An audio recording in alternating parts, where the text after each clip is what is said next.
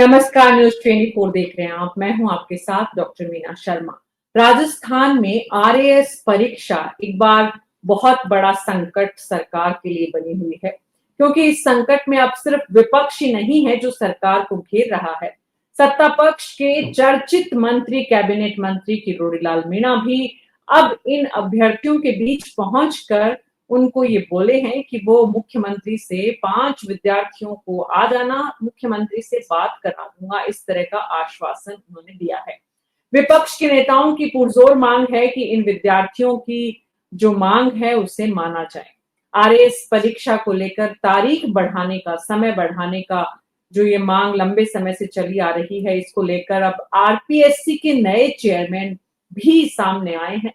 उन्होंने जो कुछ कहा है उसके बाद इस विषय में सरकार क्या कुछ, इससे पहले हमने एक बार आपको दर्शकों के साथ साझा किया था कि राजस्थान की उप मुख्यमंत्री सहित 40 विधायक भी इस विषय पर मुख्यमंत्री को चिट्ठी लिख चुके हैं। लेकिन सरकार की तरफ से, आरपीएससी की तरफ से इस विषय पर क्या कुछ किया जाना संभव है? बात यह है कि एक तरफ छात्रों की मांग है, गर्मी की तपिश है, लेकिन दूसरी तरफ व्यावहारिक परेशानियां आरपीएससी के सामने हैं। इन सब के बीच में क्या समाधान, क्या रास्ता निकलता है, समझने की कोशिश कर रहे हैं हमारे खास मेहमानों के साथ। श्याम सुंदर शर्मा जी, वरिष्ठ पत्रकार; राजेंद्र भानावत जी, पूर्व प्रशासनिक अधिकारी; राकेश वशिष्ठ जी, वरिष्ठ पत्रकार; अटल खंडेलवाल जी, बीजेपी के प्रवक्ता; और भीमराज जाखड़ जी, कांग्रेस पार्टी के प्रवक्ता हमारे साथ जुड़ रहे हैं। आप सभी का बहुत बहुत स्वागत है। तो अटल जी, शुरुआत आपसे ही करते हैं। क्या कुछ इस विषय पर सरकार की तरफ से, आरपीएससी की तरफ से प्रयास, जो छात्रों की मांग है, ये पूरी हो पाएगी? ये पूरी करना संभव है सरकार के लिए? मंत्रियों का बीच में आना, इस बीच में छात्रों को आश्वासन देना सरकार की रणनीति का हिस्सा है? किरोड़ीलाल मीणा का वहां पहुंचना, परीक्षा के बहाने ये कौन सी सियासत हो रही है, ये समझने की कोशिश हमारे दर्शक और खास करके अभ्यर्थी जो जुड़े हुए हैं बड़ी संख्या में। क्या सरकार की प्लानिंग है अटल जी? देखिए मीना जी, जो भारतीय जनता पार्टी की सरकार है, हमारे 2 उप मुख्यमंत्री जी इस विषय में, छात्रों की जो संवेदनशीलता है इस विषय की, वो मुख्यमंत्री जी तक पहुंचा चुके हैं। 40 विधायक अपनी बात रख चुके हैं। माननीय प्रदेश अध्यक्ष मदन राठौड़ साहब को छात्रों से जाके मिले, उनकी मांगों को समझा और उन्हें आश्वासन भी दिया कि जो सक्षम अधिकारी है वहां तक वो मांग दे देंगे। अब देखिए मीना जी, हमारे यहाँ से जो भी छात्रों की मांगे थी वो आरपीएससी में पहुंचा दी गई है। आरपीएससी के जो चेयरमैन है, अध्यक्ष हैं, वो अभी यूआर साहू साहब, अभी 3 दिन हुए उन्हें अपनी सीट को उन्हें बने हुए। तो निश्चित रूप से वो सभी मांगों को देख रहे हैं। सरकार ने भी चाहा है, बहुत सारी जगह लिखा है लेटर, उनके मंत्री वगैरह उन सब ने भी लिखा है। तो वो सबका आकलन कर करके प्रोसेस के तहत आरपीएससी निर्णय ले। और आरपीएससी एक स्वतंत्र एजेंसी है।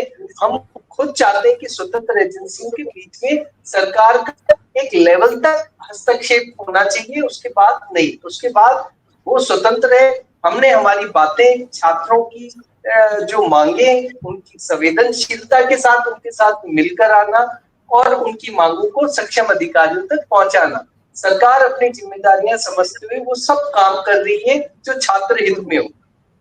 तो और आरएएस परीक्षा को भी समझना होगा।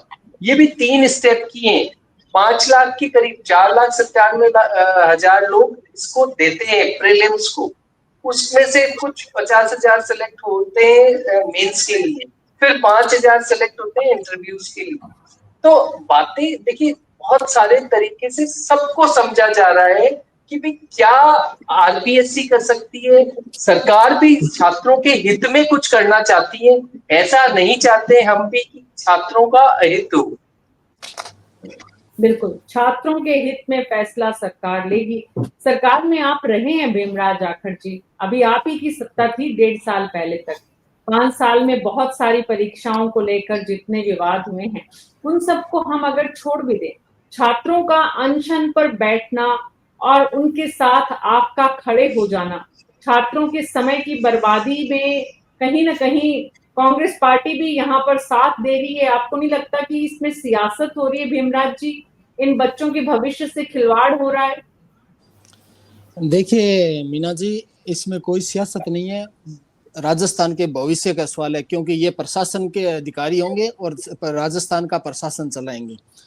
मैं तो इतना कहना चाहता हूं कि बीजेपी जब चुनाव लड़ रही थी 2023 में, सीपी जोशी इनके प्रदेश अध्यक्ष, उन्होंने कहा था कि हम सरकार में आए तो ये इस आरपीएससी को भंग करेंगे।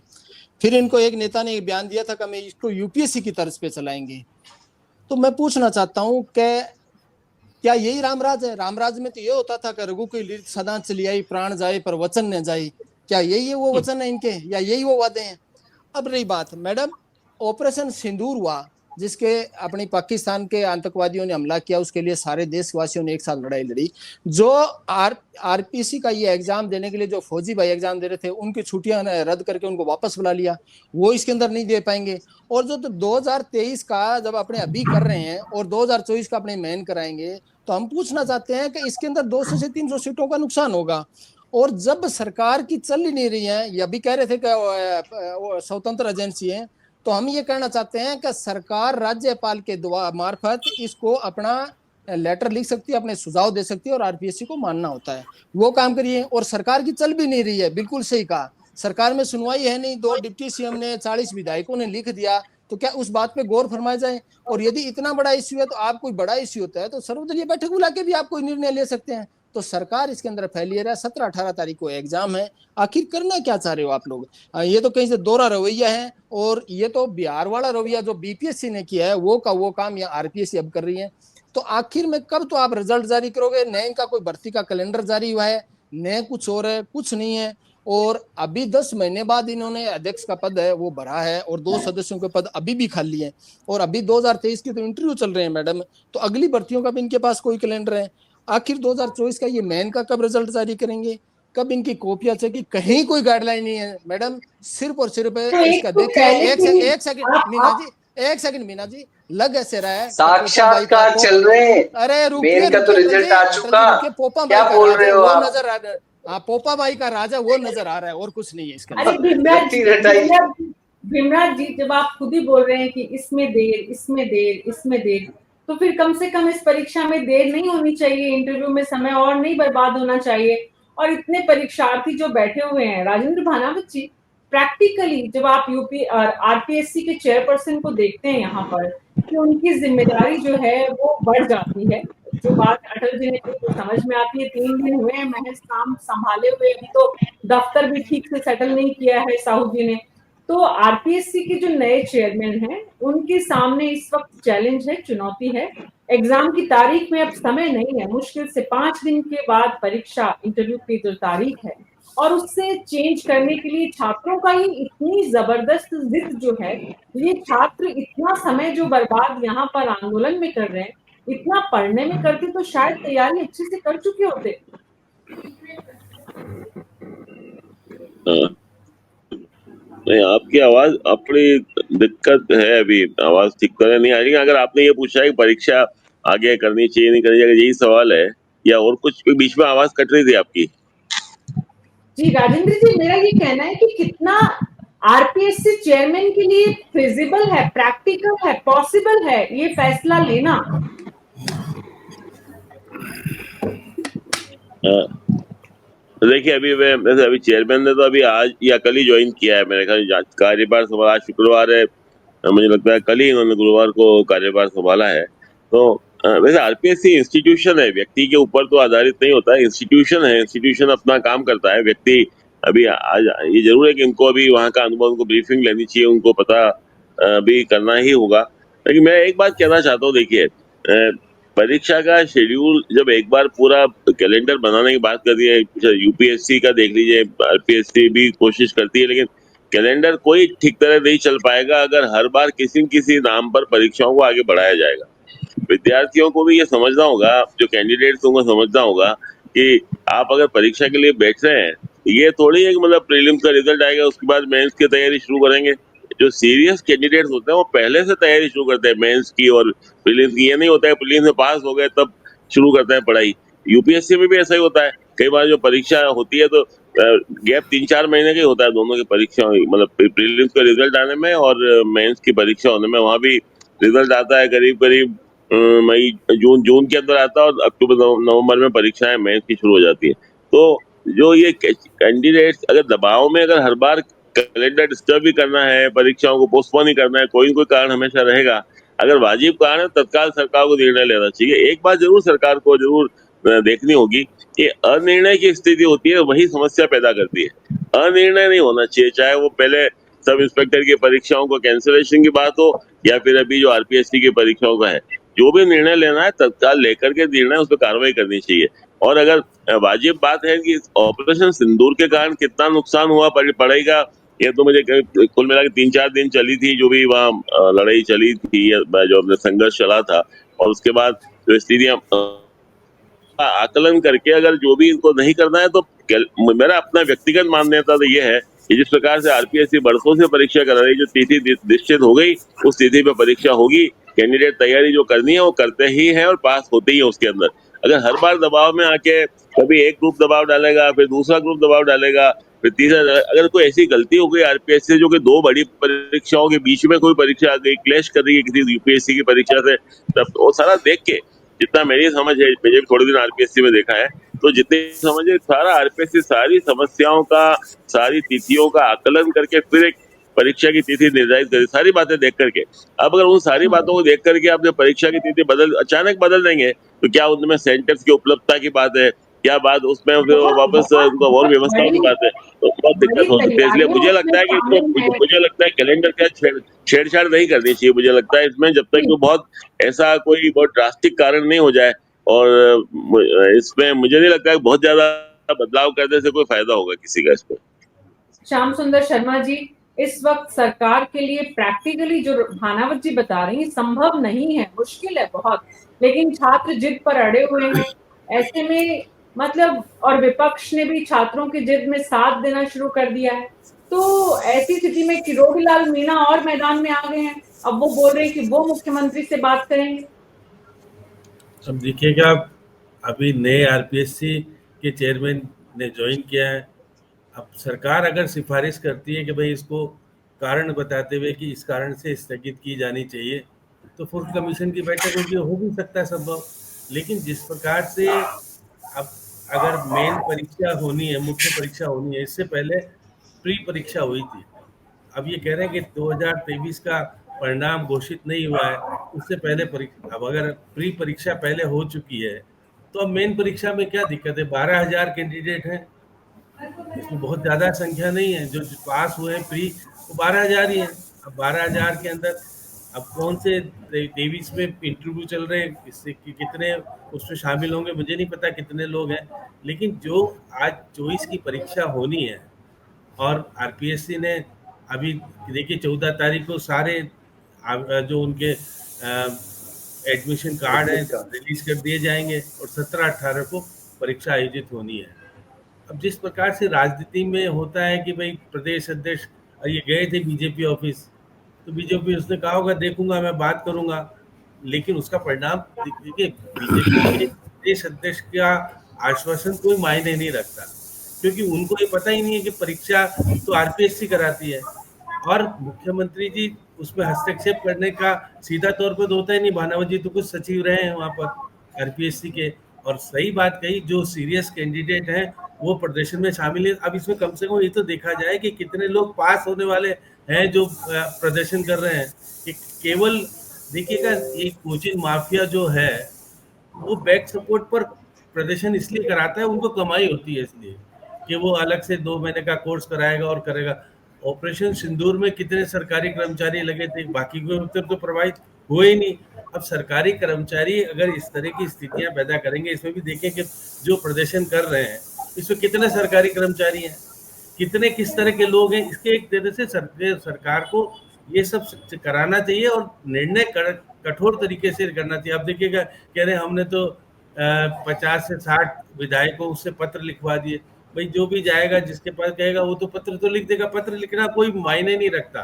वो अपने कैबिनेट में कह करके, अगर हिम्मत है तो फिर कैबिनेट में बैठ कर के अगर मुख्यमंत्री जी सिफारिश करें कि भाई ये कारण है इसलिए कैंसिल की जानी चाहिए। इसलिए जिस तरह से आरपीएससी के नए चेयरमैन को लगाया है, तो मान के चलिए सरकार की इच्छा शक्ति ऐसी नहीं कि वो डामाडोल हो जाए और वो निर्णय करने में।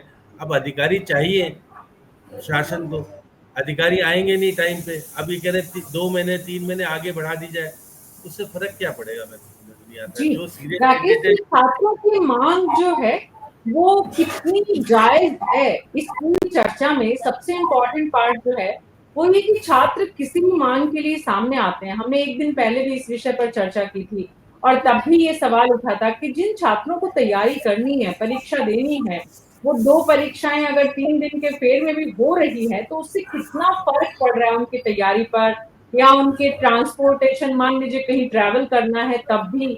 मतलब छात्रों का जो पक्ष है वो किस रूप में देखा जाना चाहिए, उनकी मांग को कितना जायज यहाँ समझा जाए, है छात्रों की मांग। देखिए मीना जी, पिछले 2-3 दिन पहले इसी विषय पर बहुत विस्तृत रूप से चर्चा हुई थी और उसमें काफी कुछ कंक्लूजन भी निकला था कि इस आंदोलन का मतलब क्या है, क्या हमारी आंदोलन सही है या गलत है। ये बात बिल्कुल सही है कि ये जो आंदोलन करने वाले जो ये पंचायती कर रहे हैं ना, वो सीरियसनेस नहीं, उनमें सीरियसनेस नहीं है।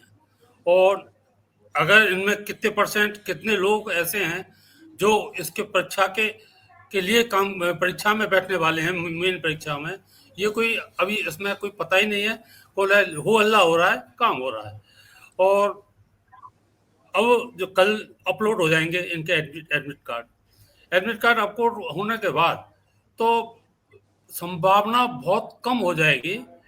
आपके परसेंट 1-2% की संभावना हो पाएगी। राजेंद्र भानावती इस बात को समझते हैं कि एडमिट अपलोड हो जाता है तो कितना मुश्किल होता है, उसके लिए क्या प्रक्रिया करनी पड़ती है। कोई विशेष परिस्थिति होने पर ही आपके इस तरह के परीक्षा को एक्शन किया जा सकता है।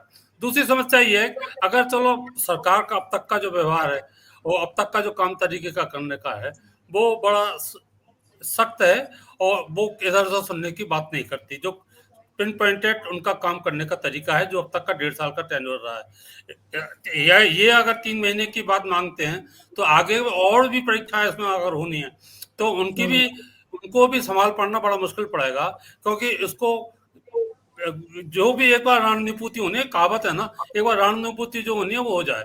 तो अब की बार सरकार को करना होता तो अब तक कर देते वो। हालांकि ये बात सही है कि कल ही ज्वाइन किया है उन्होंने साहू साहब ने, और उसके बाद ही कमीशन। अब तक तो समस्या ये थी कि उसमें कोई अध्यक्ष नहीं था, उसका अध्यक्ष ये हुआ है। और अध्यक्ष जी से भी सवाल पूछा गया वहाँ, तो उन्होंने एक बात जवाब दिया कि अभी मैंने काम संभाला है, मैं देखूंगा क्या है क्या नहीं है। कोई स्पष्ट जवाब नहीं दिया। और बात सही है कि श्याम सुंदर जी सही कह रहे थे कि भाई जो इनके एमएलए, मैंने भी कहा था जब उसमें एमएलए के पास या डिप्टी चीफ मिनिस्टर के पास या किसी के पास कोई अभ्यर्थी जाता है अपनी परिवेदना लेकर के, तो उसमें लिख देते हैं उनका तो काम है, जनप्रतिनिधि के होते हुए उनको करना चाहिए, कर देते हैं। लेकिन काम अगर कराना होता है और दबाव डालना होता है तो उसके और दूसरे तरीके होते हैं। इस तरह केवल लेटर लिखने से सरकार के चाहे वो है कोई काम नहीं होता। अब एक समस्या और आ गई, चलो थोड़ा बहुत कंसीडरेशन, मैं पहले भी बात तो समझ रहा हूँ कि वो पहले कंसीडरेशन गवर्नमेंट की निगाह में ऐसा कुछ है ही नहीं कि इसको बढ़ाया जाए। अब विपक्षी दल कांग्रेस अपना सिर पर साफा बांधने के लिए आ गए, उनको मुद्दा मिल गया। उसके बाद जो है स्थिति का जो राजनीतिकरण हुआ है, उससे लगता नहीं कि सरकार कोई इस पर ऐसा कोई कदम उठाएगी जो कि आगे के लिए उनके लिए कष्टकारी साबित है। अब कबीरलाल मीणा जी की बात है, कबीरलाल मीणा जी के ऊपर कई मामले उन्होंने उठाए पहले कि कितने मामले उनकी पूर्ति हुई। अपने डिपार्टमेंट में वो क्या करते हैं वो फ्री हैंड है, लेकिन हर जगह थानेदारी करना एक अच्छी सरकार के लिए वो संभव नहीं है कि उसको स्वीकार किया जाए। अब उन्होंने ये तो कहा है 5 आदमी आइए, मैं आपको सीएमओ में मिलवा दूंगा, आप अपनी बात कह देना। वो क्या होते हैं, तो ऐसे कोई काम थोड़ी होते हैं। अब चूंकि टाइम है नहीं, अब आपका कल अपलोड होने के बाद स्थिति एकदम और ज्यादा गंभीर हो जाएगी और वो जो संभावना है एक्सटेंशन होने की वो लगता नहीं कि हो पाए। और ये न्यायोचित भी नहीं है। और इस तरह के करते रहेंगे तो कोई सीमा नहीं है इसकी। और अभी भी जो संख्या आ रही है उसमें मैं पढ़ रहा था, उसमें संख्या बहुत कम है जो लोग वहां बैठे हुए हैं। हो हल्ला करने वाले लोग आ जाते हैं टाइम पर सुबह शाम, वैसे लोग वहां बैठे हुए हैं उनकी संख्या 20-25 ही है जो मीडिया रिपोर्ट्स हैं उसके हिसाब से जो है, मुझे तो पता नहीं, क्योंकि मीडिया रिपोर्ट्स यही कहती है 20-25 आदमी। उधर इनके प्रति राजस्थान यूनिवर्सिटी का भी सख्त रुख आ गया, उन्होंने लिखा है एडमिनिस्ट्रेशन को कि भाई इनको आप यहाँ से हटाइए, उनको भी चेतावनी दी आप यहाँ से अपना धरना प्रदर्शन हटाइए, नहीं तो हम विश्वविद्यालय प्रशासन सख्त कार्रवाई करेगा और पुलिस एडमिनिस्ट्रेशन के थ्रू उनको हटाने का काम करेगा। तो मैं लगता नहीं कि कुछ इसमें कोई ज्यादा कामयाबी हो पाएगी और इसका कोई असर भी नहीं पड़ना अगर सरकार। ऐसे में सरकार की जिम्मेदारी और ज्यादा बढ़ जाती है। अटल खंडेलवाल जी, सरकार की तरफ से इन छात्रों को विपक्ष का हथियार न बने, इन छात्रों में से कितने दरअसल परीक्षार्थी हैं और कितने आंदोलन में साथ बैठने वाले युवा हैं जिनके पास और कोई काम नहीं है, इसको लेकर कुछ सरकार की तरफ से प्रयास हुए समझाइश के और समझने के कि दरअसल इसमें कितने बच्चे ईमानदारी से इस मांग पर डटे हैं या अड़े हैं? मीना जी, देखिए एक बात मैं स्पष्ट करता हूँ, जैसा बोल रहे हैं ऑपरेशन सिंदूर को लेकर के जो एक मांग उठाई गई इसको एक्सटेंड किया जाए, लेकिन आप ये देखिए सेम पीरियड में ही यूपीएससी के प्रीलिम्स हुए, उसका रिजल्ट भी घोषित हो गया। उनके मतलब वहां आप देखेंगे तो बहुत सिस्टमेटिक कैलेंडर चलता है, कोई फालतू की किसी भी तरीके की ऐसी कोई बात नहीं, कोई विशेष बात हो जो सीरियसली जिसमें की इश्यू हो तो उस बात को हर कोई मानेगा। कहीं भी कोई भी सरकार इनकी मांगों के लिए माननीय प्रदेश अध्यक्ष जी खुद गए थे, उनकी मांगों को सुना, समझा, इनसे बात की और जो भी सक्षम अधिकारी तक इनकी बात पहुंचाने की कोशिश की। अब बाकी जो निर्णय है वो देखिए बेसिकली आरपीएससी इसका निर्णय करेगी कि ये उचित है, कितने प्रतिशत लोग हैं, कब क्या है। लेकिन ये जरूर है कि अगर छात्र वास्तव में चाहते हैं कि आरपीएससी भी यूपीएससी की तरह बड़ा सिस्टमेटिकली रहे, हर साल इसकी वैकेंसी आए, हर साल सिस्टमेटिकली वो प्रीलिम्स, मेंस और इंटरव्यू देके आगे बढ़े, तो ये इसका एक प्रारूप आरपीएससी को तय करना पड़ेगा। उसी को लेकर के साहू साहब निश्चित रूप से कोई ना कोई काम कर रहे होंगे। और ये जो हमारे यहाँ से भी जो गए हैं छात्रों के हित या संवेदनशीलता को देखते हुए जो भी मांग हमारे यहाँ से भेजी गई है उसकी भी समीक्षा होगी, लेकिन काम आरपीएससी को ही करना चाहिए क्योंकि वो एक स्वतंत्र एजेंसी है। ऐसे नहीं कि आप कांग्रेस पूर्ववर्ती सरकार में इस तरीके से नहीं कि हम आरपीएससी के अंदर या कहीं भी किसी भी एजेंसी में दखल अंदाजी करें, वैसे ही ये हम पे हजारों आरोप लगाते हैं कि ईडी, इनकम टैक्स, फलान आप अटल जी एक बात तो ये कि जिस तरह से यूपीएससी की साख है, आपने कहा आईएएस के एग्जाम, वहां सब कुछ फिक्स है, आरपीएससी अपनी वो साख नहीं बना पाई और उसमें कांग्रेस बीजेपी सबकी सरकारें रही है। ऐसा नहीं है कि खाली अशोक गहलोत की सरकार आई। एक मिनट अटल जी, दूसरी बात एक तो ये, दूसरी चौकीदारी करने या उनकी पैरवी करने या उनका पक्ष सुनने के लिए अगर किरोड़ी लाल मीणा जा सकते हैं तो सरकार के प्रतिनिधि के रूप में और भी मंत्री जा सकते हैं जो मुख्यमंत्री का या सरकार का पक्ष उनके सामने रखें, तो आपकी इस तरह से छिछालेदर भी ना हो। देखिए मीना जी, पहली बात ये कि आपने आरपीएससी की साथ यूपीएससी की साथ को कंपैरिजन किया कि भी यूपीएससी की साथ बहुत बढ़िया है और आरपीएससी की साथ अब तक नहीं। बट मीना जी कहीं से कोई शुरुआत तो करनी पड़ेगी और कोई करेगा, और आरपीएससी में भी अगर ढंग से काम किया जाए तो वो भी वैसे ही उसकी भी साथ बन जाएगी। उसका जो समय लग रहा है वो समय थोड़ा बहुत लगेगा, लेकिन मैं पूरे से आश्वस्त हूँ कि अब भारतीय जनता पार्टी की सरकार में आरपीएससी की भी साथ कुछ एग्जाम्स वो तरीके से करवाएगी और वो साथ मेंटेन हो जाएगी। कुछ काम अगर बहुत सुचिता के साथ और प्रबल इच्छा शक्ति के साथ और राजनीतिक उसको उतना ही बल दिया जाए तो वो चाहेंगे तो आरपीएससी की साख भी बन जाएगी। अभी उसकी साख गिरी हुई है, उसके भी कारण है, पूर्ववर्ती में इतने पेपर लीक हुए, साख बनेगी नहीं। रही बात अब हम मैं बोल रहा हूँ कि अभी युवा साहू साहब अभी आरपीएससी के अध्यक्ष बने हैं तो वो उनको काम करने के अवसर मिलने चाहिए, उनको निर्णय के भी उन्हीं को अवसर दिए जाने चाहिए और वही सरकार कर रही है। अब दूसरी बात की भी कैबिनेट मंत्री और प्रदेश अध्यक्ष भारतीय जनता पार्टी और बहुत सारे विधायक, उप मुख्यमंत्री, सभी लोग तो देखिए छात्रों के प्रति भी हमारी संवेदनशीलता है। वो जाकर के वहां ये सब बात की भी कौन सी वो बात है जिसकी वजह से आप ये मांग जायज है या आप कहीं हमारे समझने में तो फेर नहीं है, सरकार के समझने में तो फेर नहीं है। ये सारी बात वो चाहते हैं कि भाई छात्र प्रतिनिधि 5 जाए और अपनी बात रख दें। वहां माननीय अध्यक्ष जी ने जो समझा वो अपनी बात रख दें। और देखो छिछोली राजनीति तो अगर करते रहे तो करते रहो। पहले क्या होता था, आरपीएससी के अंदर लिस्ट ही बनाकर कोई इंटरव्यू विद प्री मेंस ये तो छोड़ो, इंटरव्यू के अंदर पूरे नंबर देकर के कैंडिडेट का नाम ही कर दिया जाता था। अब फिर साख कहां से बनेगी जब ऐसी हरकतें होंगी? तो काम करने से काम होगा।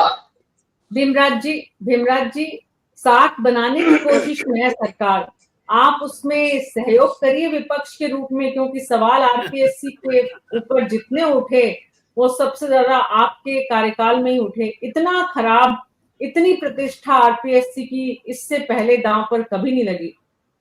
मीना जी, तो मैं तो इतना कहना चाहूंगा, यदि इसको ये करना है तो आप सर्वदलीय बैठक बुला के निर्णय लीजिए और सर्वदलीय बैठक में जो निर्णय होगा वो सरकार लागू कर दे, क्या दिक्कत है। पर ये बैठक बुलाएं तो श्री और कह रहे हैं कि हम ऐसे करेंगे। तो मैं इतना पूछना चाहता हूँ कि डायरेक्ट, इन्होंने कहा कि डायरेक्ट इंटरव्यू लिस्ट होती थी। मैं पूछना चाहता हूँ आपके चैनल के माध्यम से, केंद्र सरकार ने 31 आईएएस भर्ती करे जिनका इंटरव्यू भी नहीं हुआ। मनोज वाजपेयी के भाई को कैसे भर्ती किया था पता है क्या आपको? पढ़ के आते, तैयारी करते थे, पता चलता। दूसरी बात मैं कहना चाहता हूँ संवेदनशीलता, तो मैं पूछना चाहता हूँ संवेदनशीलता का अटल जी जिक्र कर रहे थे, तो क्या 40 जो चुनिंदा विधायक हैं वो कोई सी भी पार्टी के हो, उन्होंने लेटर लिखा? क्या पत्र की अहमियत नहीं होती? विधायक का पत्र ऐसे होता है। अभी राकेश जी कह रहे थे विधायकों ने पत्र लिख दिए, विधायक के पत्र की अहमियत होती है सर। और चुनिंदा होता है, वो माननीय सदस्य होता है विधानसभा का, उसके पत्र का महत्व होता है। 10 मंत्रियों ने लिखे हैं और 2 उप मुख्यमंत्री ने लिखा है, उनके पत्र की वैल्यू नहीं है। इसका मतलब राकेश जी मैं तो इतना चाहूंगा, कौन कह रहा है वैल्यू नहीं है? एक मिनट रुकिए, आप कौन किसने कहा? अरे राकेश जी ने कहा था कि पत्र लिख देते हैं। अच्छा। तो मैं इतना कहना चाहता हूँ कि राकेश जी वो चुने हुए सदस्य हैं, वो कोई सी पार्टी या निर्दलीय हो, उनकी महत्व होता है पत्र का, ऐसे नहीं होता। वो चुनिंदा लोग होते हैं, उनको जनता ने चुन के भेजा है। और मित्र ने पेपर लीक का कहा था अटल जी ने। अटल जी, जो राजस्थान के 17 पेपर लीक हुए थे उनमें एफआईआर हुई है। आपके भाजपा राज में 13 से 18 14 पेपर लीक हुए थे। और मैं आपको पहले भी चैनलों पे कह रहा हूं और आज भी दावे के साथ कह रहा हूं, एक भी एफआईआर दर्ज हुई हो 14 पेपर में बताइए। और यदि पेपर लीक रोकना चाहते हो तो मैं फिर पूछना चाहता हूं कि जगदीश बिश्नोई जो मास्टरमाइंड था उसकी हाईकोर्ट से जमानत हो गई, क्या सुप्रीम कोर्ट में आपने उसकी जमानत खारिज करने की कोशिश की?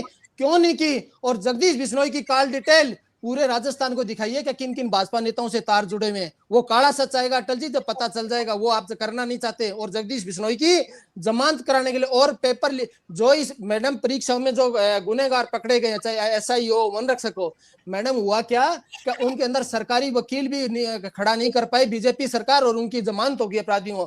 तो ये कहना चाहते हैं कि अपराधियों को जो बचाना चाहते हैं उनसे बड़े दोषी हैं। तो भाजपा इसके अंदर मिली हुई है। और भाजपा यदि निर्णय लेने में, तो मैं इतना पूछना चाहता हूं, क्या आपकी सरकार ने इन अभ्यर्थियों की मांग गवर्नर के माध्यम से आरपीएससी को पहुंचाई हो? तो दिखा दें। इनका इंटरेस्ट भी नहीं है कि जो लोग आंदोलन करें उनकी मांग सुनी जाए, या उनके एक सेकंड और उनसे बैठ के वार्ता की हो तो बताइए, वार्ता कीजिए, फिर आप निर्णय लीजिए। कहते हमने वार्ता कर ली। आप खाली लिपापोती करने पे तुले हैं मैडम, और कुछ नहीं है। और ये पोपाबाई का राज है, इसके अंदर ऐसा ही है, ऐसा होता है। और 17 महीने में कुछ नया किया हुआ आरपीएससी में तो अभी दिख जाता मैडम। इनको करना कुछ नहीं है, खाली डोर पीटते आ रहे हैं। राजेंद्र जी, ये बात विपक्ष की जो है, इसमें कितना आप इसको तार्किक पाते हैं, समझते हैं और मानते हैं कि सरकार को इन छात्रों से बात इस तरीके से करनी चाहिए थी कि अब परीक्षा के 5 दिन पहले छात्रों का आंदोलन इस तरह से जारी नहीं रहेगा? देखिए, एक तो ये सबको ये स्पष्ट होना चाहिए कि आरपीएससी कोई सरकार का विभाग नहीं है। ये जैसे बाकी विभाग होते हैं सरकार के, सारे ये विभाग नहीं है, स्वायत्त शासित संस्था है और संवैधानिक इसका रूप है। कॉन्स्टिट्यूशनल बॉडी होती है जितनी भी, यूपीएससी हुई चाहे आरपीएससी हुई। और सरकारों की कमी यही रही है कि सरकारों ने अपने विभाग की तरह नियंत्रण करके चलाने की जब जब भी कोशिश की है तो आरपीएससी की साख में बट्टा लगा है। कोशिश ये होनी चाहिए कि आरपीएससी को, दो बातें मैं कह दूं इसमें, एक तो आरपीएससी के अध्यक्ष और सदस्य की स्तर जिस प्रकार का होगा नियुक्ति का, अभी इन्होंने अच्छा है कि चलो एक साहू साहब को नियुक्त किया है, पहले भी कभी हुए हैं, लेकिन कुल मिलाकर के सदस्य जो होंगे आरपीएससी के स्टेचर के व्यक्ति, जिनके एक एकेडमिक फील्ड में हो, चाहे एडमिनिस्ट्रेशन में हो, चाहे और भी किसी फील्ड में, अगर अच्छी छवि वाले लोगों को अपॉइंट किया जाएगा। पिछले दिनों में हमें देखा है बहुत ही जो जिनकी साधारण या साधारण से भी खराब छवि वाले लोगों को, साधारण से भी खराब स्तर के लोगों को जब आरपीएससी का मेंबर बना देंगे तो जो आरपीएससी जिसके पास चयन की जिम्मेदारी है और प्रशासनिक सेवा के लिए, अन्य सेवाओं के लिए अगले 30-40 सालों के लिए चयन करते हैं, वहां अगर सदस्यों का स्तर ही गिरा हुआ होगा, मैं वर्ड यूं बड़ा सोच समझ के यूज कर रहा हूँ, अगर आप पहले कुछ सालों के सदस्यों को देख लें, आज से 20-25 सालों पहले तक, मैं किसी एक पार्टी की बात नहीं कर रहा हूँ, किसी भी जो आरपीएससी का कोई, जैसे यूपीएससी की साख है, लगभग उसी प्रकार की साख बहुत बार अच्छे अच्छे नार्लिकर जैसे अपने चेयरमैन रहे हैं, अडवी अप्पा जैसे चेयरमैन रहे, जिनके ऊपर कोई उंगली नहीं उठा सकता चयन के ऊपर, और देवेंद्र सिंह जी जैसे रहे। तो कुल मिलाकर अच्छे अच्छे चेयरमैन रहे। सरकार को एक तो ये मानना पड़ेगा कि इनके आरपीएससी को स्वतंत्रता देनी पड़ेगी, स्वायत्तता देनी पड़ेगी, और अच्छे स्तर के, अच्छी साफ छवि वाले और अच्छे योग्यता वाले व्यक्तियों का, प्रतिभाशाली लोगों का जब तक नियुक्ति नहीं होगी तब एक तक सरकारी विभाग की तरह जैसे नियंत्रण करती है सरकार, वो करती रहेगी। और जहां तक इसका सवाल है, मेरा फिर कहना है ये वाला कि इसमें परीक्षाओं की तिथि आगे बढ़ाने से समस्याओं के द्वार आप खोलेंगे। एक परीक्षा की बढ़ाई, दूसरी परीक्षा की बढ़ाई, तीसरी परीक्षा की बढ़ाई, ये और पता इस लग तरह जाएगा की सरकार दबावों में काम करती है। हर आदमी दबाव इस लेके तरह आएगा, फिर की उसके बढ़ाने की कोशिश करेगा। मुझे लगता है बहुत अच्छी बात नहीं है। इस तरह के दबाव बनाने वाले छात्रों का इससे किस तरह का प्रयास, जो भनावत जी ने कहा है, मनोबल बढ़ेगा एक तरह से, और दरअसल मनोबल शब्द सही भी नहीं है क्योंकि सकारात्मक शब्द मनोबल, तो दुस्साहस बढ़ेगा इस तरह के विद्यार्थियों का। राकेश वशिष्ठ जी, मैं आपके पास आ रही हूँ। जिस तरह से छात्रों से बातचीत करने के लिए डॉक्टर किरोड़ी लाल मीणा गए, क्या सरकार को भी किसी अपने प्रतिनिधि को भेजने की जरूरत थी, या सरकार बस, क्योंकि आरपीएससी एक स्वायत्त संस्था है, सरकार का सीधे कोई लेना देना नहीं है, इसलिए सरकार चुपचाप बैठी और विपक्ष इसमें छात्रों के साथ खड़ा होकर इसे राजनीतिक रंग दे रहा है? देखिए मीना जी, भानावत साहब सही कह रहे थे, क्योंकि विषयांतर हो जाएगा, नहीं तो मैं भीमराज जी जाकर साहब ने जो बात की उनका भी जवाब दे देता। टाइम कम है इसलिए उसको छोड़ रहा हूँ, ये उनकी समझ है। नहीं समझ नहीं, मैंने माननीय जनप्रतिनिधि के लिए आपने बोला, आपको जवाब दे देता बिल्कुल सटीक। आपके सरकार के काम है, 2 तो जेल में बंद रहे आरपीएससी के मेंबर। तो सर जी वंशी साहब एक काम कीजिए, फिर एक काम कीजिए, भाजपा के प्रवक्ता बन के आ जाइए, कोई दिक्कत नहीं है। आप किस बात सुनिए, आप सुनिए। और जिन्होंने पत्र लिखा है वो कांग्रेस की बात, एक सेकेंड, अटल जी, मैं ये कहना चाह रहा हूँ राकेश जी, या तो आपने जनप्रतिनिधि शब्द सुना नहीं होगा या आपने पढ़ा नहीं होगा। जनप्रतिनिधियों के बारे में आप बोल रहे हो, मैंने कोई पार्टी विशेष का नहीं कहा, जनप्रतिनिधि सभी के होते हैं, किसी को। आप जो शब्द यूज कर रहे हो जनप्रतिनिधि के लिए, जनप्रतिनिधि कोई पार्टी विशेष का नहीं, वो सब जनता के होते हैं। ध्यान रखा, ये तो ध्यान रखा तो आप सोच समझ के बोलते हैं ना, जनप्रतिनिधि क्या क्या यूज कर रहे हो, कैसे पत्र लिख देते। अरे जनप्रतिनिधि के लेटर का महत्व होता है, ऐसे नहीं होता। या तो आपने जनप्रतिनिधि से कभी मिला नहीं हो, या जनप्रतिनिधि की परिभाषा आपको मालूम नहीं होगी, तब आप इस तरह की बातें कर रहे हो। आपको पता नहीं होगा कि जनप्रतिनिधि क्या, गलत बात आप यूज कर रहे हो। जनप्रतिनिधि के लिए आपने बोला वो बिल्कुल गलत है, और आपको मैं कह रहा हूँ कि जनप्रतिनिधि कोई पार्टी विशेष का नहीं होता, वो सबका होता है, और जनप्रतिनिधि ने पत्र लिखा है उसका महत्व होता है। आपने जनप्रतिनिधि के लेटर के लिए जो शब्द यूज किया वो गलत है। भीमराज, हाँ, तो मैं कह रहा था, आरपीएससी एक स्वायत्त शासन संस्था है। पिछले 5-7 साल के दौरान इसकी स्थिति बहुत बिगड़ी, हमने सबने भी देखे, नतीजे हमने देखे। दो आपके मेंबर्स तो राकेश जी 2013 से 14 पेपर लीक हुए ना, आप बीच में आप बोल रहे ना, आप ऐसे शब्दों का यूज कर रहे हो तो बोलेंगे बीच में, क्यों नहीं बोलेंगे? या मौन रहने के लिए आए क्या हम लोग? आपके कहने से थोड़ी आए, मौन रहने के लिए थोड़ी आए हम लोग। आप कैसी बातें करते हैं? आप इतने सीनियर सुनने के लिए, बंद नहीं और हुए क्या क्या? कर, आप कह रहे हो ना कि आप बीच में मत बोलिए। हैं? वो और काम क्या? मीना जी का आप नहीं कह सकते बीच में। वो मीना नहीं, जी अब कहते मैं हैं हम नहीं नहीं बोलेंगे। भीमराज जी, भीमराज राकेश जी। मैं आपको एक एक बात का जवाब दे सकता हूँ, क्योंकि टाइम नहीं है इसलिए मैं बात कर रहा हूँ। तो ये स्वायत्त शासी संस्था है और पिछले जो टेन्योर में इसकी जो स्थिति बिगड़ी है उसको सुधारने का प्रयास है सरकार का। तो इसलिए वो इस संबंध में जो और भी अभी कहने को तो ये कह देते हैं कि भाई इसमें और मेंबर्स क्यों नहीं किए। मेंबर्स का चयन ऐसा नहीं है कि गए चौपड़ा से पकड़ लाए या किसी ने आंख दिखाई वो उसको कर दिया। वो बिल्कुल काबिल आदमी होना चाहिए और निष्पक्ष आदमी इस बात का करना चाहिए जो इसका संघर्ष, तभी आरपीएससी का आगे का संबंध आगे की स्थिति सुधर सकती है। अब जहां तक सरकार क्यों भेजे उनके पास अपना प्रतिनिधि, तो सरकार की मंशा ही होती तो उनको प्रतिनिधि भेजने की क्या जरूरत होती, वो तो कर ही देते इस काम को। अगर उनकी मांग को लेकर के जब आपको 2 चीफ मिनिस्टर के गए, आपके 40 एमएलए ने उनको लिख के भेजा, आपको पार्टी के अध्यक्ष ने उनको कहा, तो करने को कर देते। इसका मतलब सरकार की मंशा साफ है, वो इस तरह का कोई काम नहीं करना चाहती जिससे कि आगे के लिए रास्ता इसका खराब हो आरपीएससी का। और उनका जो प्लान है वो ये है कि आरपीएससी को बड़ी सुदृढ़ता प्रदान की जाए और निष्पक्षता से काम हो। अब तक की जो हालत रही है उसको सुधारने का काम हो। इसके लिए उनको ये है कि बिल्कुल सख्ती के साथ ही काम करना पड़ेगा और आगे के लिए भी रास्ता साफ होगा और लोग आगे से कभी इस तरह की राजनीति नहीं कर पाएंगे कि टाइम बढ़ा दिया जाए, समय बढ़ा दिया जाए। जी, श्याम सुंदर शर्मा जी, एक सवाल जो मैंने लगभग सभी लोगों से पूछने की चेष्टा की है कि सरकार को इन अभ्यर्थियों को समय रहते शांत करके, संतुष्ट करके, घर भेजकर पढ़ाई करने के लिए प्रेरित करने की जरूरत थी। मीना जी, जिस तरह की राजनीति हो रही है, अब ये तो 8 दिन, अभी तो 10 दिन से ही तो धरना दे रहे हैं, पहले तो धरना दे ही नहीं रहे थे। अभी जाकर भीमराज जी कह रहे थे जनप्रतिनिधि का महत्व नहीं होता। जनप्रतिनिधि का महत्व होता तो जितने जनप्रतिनिधियों ने पत्र लिखे वो मुख्यमंत्री के पास मिल करके आए क्या? पत्र तो लिखे जाते हैं, कोई आता है तो लिखे जाते हैं, आपको भी पता है कैसे लिखे जाते हैं। उनका महत्व कितना होता है ये भी आपको पता है। अगर पत्र की अगर वैलिडिटी है तो फिर मुख्यमंत्री के पास मिलने की भी होना चाहिए जो पत्र लिख रहे हैं। उप मुख्यमंत्री भी पत्र लिख रहे हैं, लेकिन देखिएगा कि सरकार की तरफ से कोई ऐसा लिखित बयान आया कि हम इस परीक्षा को नहीं कराना चाहते या आरपीएससी को कोई सिफारिश गई क्या? आरपीएससी खुद स्वतः ज्ञान लेकर के परीक्षा स्थगित नहीं करके उसने तो प्रोग्राम कर रखा है और एडमिशन कार्ड जारी कर दिए और बता दिया इतनी तारीख को परीक्षा होनी है। मेन परीक्षा है, मुख्य परीक्षा है, ये कोई वैसा नहीं है कि प्री परीक्षा है। प्री परीक्षा पहले हो चुकी है, 2023 के इंटरव्यू चल रहे हैं और अगर प्री परीक्षा नहीं होती तो आप ये मांग उठाते कि 24 के कैसे होने चाहिए। इसमें राजनीति ज्यादा। आप देखिए करोड़ीलाल मीणा की आदत है कि वो जब आपके सामने शहीद स्थल पर भी धरना दे रहे थे उनसे भी मिल के आ गए थे, इनसे भी मिल के आ गए और मिलके के आने के बाद उन्होंने कहा क्या?